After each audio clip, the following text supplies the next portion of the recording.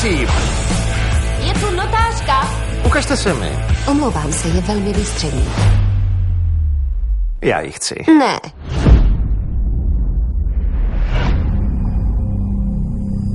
Když Boga zraníte do krve, lidi v něj přestanou věřit. Krev se dostane do vody a připlavou žraloci.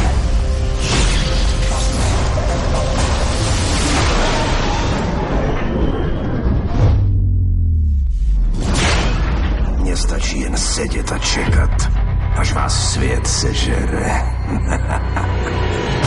Prioritou je, abyste odevzdal Ironmana Spojeným státům jako zbraň. Já jsem Iron Man. Já a ten oblek patříme k sobě. I když se to mnohým nezdá, vím přesně, co dělám. Krci! Už brzy. Co vy jste Starkovi na té dráze provedl, páni? Potřebujete moje finance.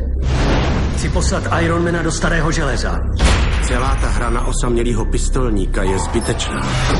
Nejsi na to sám.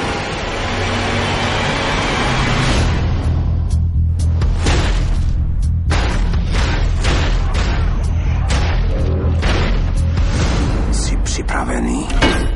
Tak pojď!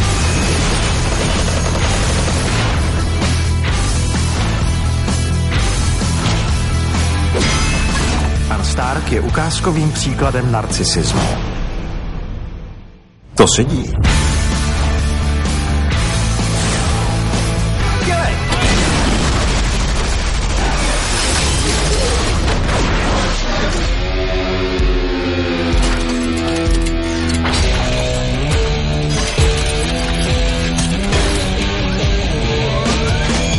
V kinech od 29. dubna.